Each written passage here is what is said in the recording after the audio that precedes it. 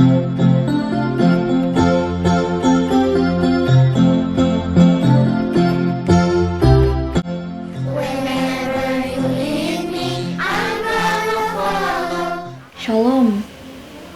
damai di hati. Pada kesempatan kali ini, saya akan membawakan renungan singkat sebelum kita menjalani hari Sabat kita yang suci ini. Renungan kita berjudul Tuhan memikul beban kita. Ayat intinya ada di 1 Petrus 5 ayat 7. Teman-teman semua di rumah bisa sama-sama membuka Alkitab kita dan membaca ayatnya. Isinya adalah, serahkanlah segala kekhawatiranmu kepadanya, sebab ia yang memelihara kamu. Nah, di renungan kita kali ini ada cerita dari seorang anak laki-laki bernama Randy. Dia dan ibunya pada saat itu datang ke rumah sakit untuk menjenguk kakeknya, yaitu kakek Jim.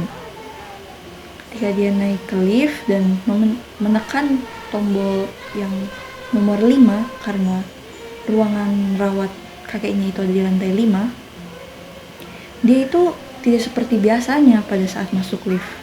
Biasanya dia itu sangat senang naik lift, tapi saat itu dia merasa sedih, khawatir, karena dia mendengar kabar bahwa kakeknya ini akhir-akhir ini keadaannya tidak membaik, malah memburuk. Dari makin hari makin memburuk.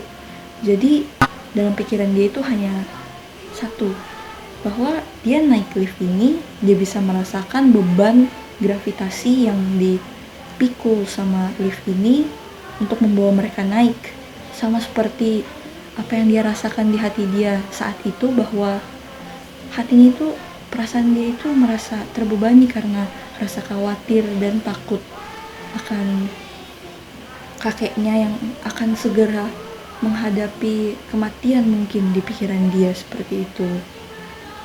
Nah, pasti teman-teman di rumah semua pernah merasakan khawatir atau takut atau mungkin lelah atau sudah tidak tahu mau ngapain lagi gitu untuk menjalani kehidupan kita, menjalani masalah kita.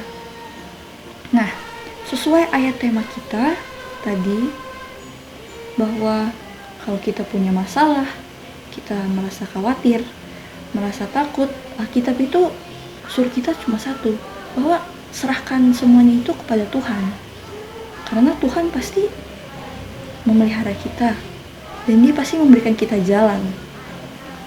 So, ayat selanjutnya ada di Matius 11 ayat 28 sampai 30. Di situ intinya bahwa Yesus mengundang kita untuk memikul kuk dari Dia, karena kuk yang dari Dia itu ringan dan juga enak. Teman-teman di rumah tahu nggak kuk itu apa? Saya bisa mungkin menjelaskan sedikit bahwa kuk ini alat yang digunakan untuk mengikat dua hewan pekerja, mungkin seperti 2 ekor kuda atau 2 ekor lembu, untuk menarik beban, yaitu mungkin beban gerobak atau beban untuk membajak sawah ya di dulu itu. Nah, jika salah satu hewannya ini misalnya lebih lemah daripada yang lainnya, maka yang lebih kuat ini harus bekerja lebih keras agar pekerjaannya ini selesai, dan mereka ini harus saling bekerja sama agar pekerjaannya juga selesai, karena tidak mungkin hanya salah satu yang mengerjakannya. Merasa aneh gak sih kalau Tuhan itu suruh kita memikul kuk? Kayak kita bebannya sudah berat tapi disuruh memikul kuk dari Dia. Nah, seperti tadi di ayat 30-nya berkata bahwa kuk yang dipasang oleh Tuhan itu lebih enak dan lebih ringan. Jadi di sini Dia seperti mengajak kita, mengundang kita agar kalau kita punya beban, kalau kita punya masalah, kalau kita merasa khawatir dan tidak tahu mau berbuat apa atas masalah dan kehidupan kita datang kepada Dia dan memikul kuk dari Dia, karena lebih ringan dan lebih enak. Dan Tuhan pun mau kita untuk memikul kuk dari Dia agar Dia bisa mengarahkan kita untuk bagaimana selanjutnya kita akan mengatasi masalah tersebut.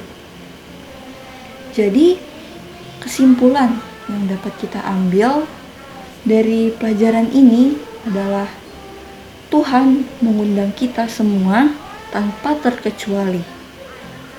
Semua yang merasakan khawatir, lelah, takut, dan tidak tahu lagi mau menjalani masalah, mengatasi masalah kita seperti apa, Dia selalu terbuka, selalu menerima kita agar Dia ini bisa membantu kita, dan beban kita itu akan diringankan oleh Dia karena Dia selalu memelihara kita semua tanpa terkecuali. Jadi biarlah renungan singkat ini dapat menjadi berkat bagi kita semua, dapat menjadi pelajaran bagi kita semua. Saya bawa firman ini dalam nama Tuhan Yesus. Amin.